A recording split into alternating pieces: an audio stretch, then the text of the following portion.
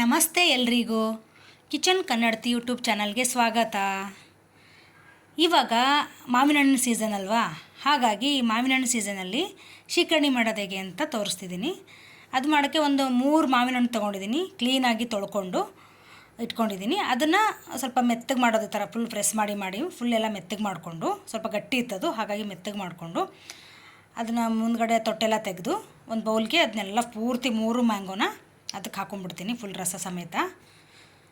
ಇದು ಶೀಕರಣೆ ಅಂತ, ಇದು ನಮ್ಮ ಕಡೆ ಉತ್ತರ ಕನ್ನಡದಲ್ಲಿ ಆಲ್ಮೋಸ್ಟ್ ಎಲ್ಲರ ಮನೇಲೂ ಈ ಸೀಸನಲ್ಲಿ ಅಂತೂ ಮಿಸ್ಸೇ ಇಲ್ಲ, ಎಲ್ಲರ ಮನೇಲೂ ಮಾಡೇ ಮಾಡ್ತಾರೆ. ಕೈಯಿಂದನೇ ಮಾಡೋದು ನಾವು, ಆ್ಯಕ್ಚುಲಿ ಮಾಡೋರು ಮಿಕ್ಸಿಗೆ ಹಾಕೋತಾರೆ, ಬಟ್ ನಾವು ಮುಂಚೆಯಿಂದನೂ ಕೈಯಿಂದನೇ ಕಲಸಿ ಮಾಡೋದು ಶೀಕರಣೆ. ಚೆನ್ನಾಗಿರುತ್ತೆ. ಆಮೇಲೆ ಇದು ಚಪಾತಿಗೆ ಮತ್ತು ಒಬ್ಬಟ್ಟಿಗೆ ಬೆಸ್ಟ್ ಕಾಂಬಿನೇಷನ್, ಇದು ಚೆನ್ನಾಗಿರುತ್ತೆ ಟೇಸ್ಟು. ಈಗ ನೋಡಿ, ಇವಾಗ 3 ಮಾವಿನ ಹಣ್ಣಿಂದ ಇಷ್ಟು ಶೀಕರಣೆ ಮುಕ್ಕಾಲು ಭಾಗ ಬಂದಿದೆ, ಮುಕ್ಕಾಲು ಬೌಲಷ್ಟು. ಕೆಲವರು ನೀರು ಹಾಕ್ಕೊಳ್ಳಲ್ಲ, ಹಾಗೆ ಮಾಡೋರು ಮಾಡ್ತಾರೆ ಇಷ್ಟೇ ಸಾಕು ಅಂತ. ಬಟ್ ನಾವೇನು ಮಾಡ್ತೀವಿ ಅಂದರೆ ಅದನ್ನು ಮಾವಿನ ಹಣ್ಣಿನಲ್ಲಿ ಸ್ವಲ್ಪ ಮೆಕ್ಕಿರುತ್ತಲ್ಲ ರಸ, ವಾಟೆದಲ್ಲಿ ಆ ಸಿಪ್ಪೆಯಲ್ಲೆಲ್ಲ, ಹಾಗಾಗಿ ನಾನೊಂದು ಕಾಫಿ ಲೋಟದಷ್ಟು ನೀರು ತೊಗೊಂಡಿದ್ದೀನಿ. ಅದಕ್ಕೆ ಹಾಕ್ಕೊಂಡು 1-2 ಸಲ ಚೆನ್ನಾಗಿ ಕಿವುಚ್ಕೊಂಡು, ಅದು ರಸ ಬಿಡೋವರೆಗೂ 1-2 ಸಲಿನ ಕಿವುಚ್ಕೊಂಡು ಅದಕ್ಕೆ ಹಾಕೋತೀನಿ. ತುಂಬ ತೆಳುವಾಗ್ಬಿಟ್ರೂ ಅಷ್ಟು ಟೇಸ್ಟ್ ಇರೋಲ್ಲ, ಅದು ಚಪಾತಿಗೆ ಅದು ಹತ್ತದೇ ಇಲ್ಲ ಹಚ್ಕೊಂಡು ತಿನ್ನೋಕ್ಕೆ. ಹಾಗಾಗಿ ಒಂದು ಸ್ವಲ್ಪ ಗಟ್ಟಿ ಇದ್ರೇ ಚೆನ್ನಾಗಿರುತ್ತೆ. ನಾನೊಂದು ಕಾಫಿ ಲೋಟದಷ್ಟು ನೀರು ತೊಗೊಳ್ತೀನಿ, ಟೋಟಲ್ 3 ಮ್ಯಾಂಗೋಗೆ ಅಷ್ಟು ಹಾಕ್ಕೊಂಡು ರೆಡಿ ಮಾಡಿ ಇಟ್ಕೊಂಡಿದ್ದೀನಿ. ಇದಕ್ಕೆ ನೀವು ಬೇಕಂತಂದರೆ ಇವಾಗ ಏನಂತಾರೆ, ಅದಕ್ಕೆ ಜಾಸ್ತಿ ಮಾಡೋರು ಇನ್ನೂ ಒಂದು 5-6 ಮ್ಯಾಂಗೋದು ಮಾಡ್ತೀನಿ ಅಂದರೆ ಹಾಗೂ ಮಾಡ್ಬೋದು, ಸೇಮ್ ಪ್ರೊಸೀಜರಲ್ಲೇ ಹಾಗೂ ಮಾಡ್ಕೋಬೋದು. ನಿಮ್ಗೆ ಕಡಿಮೆ ಬೇಕಂದರೆ ಕಡಿಮೆನೂ ಮಾಡ್ಕೋಬೋದು.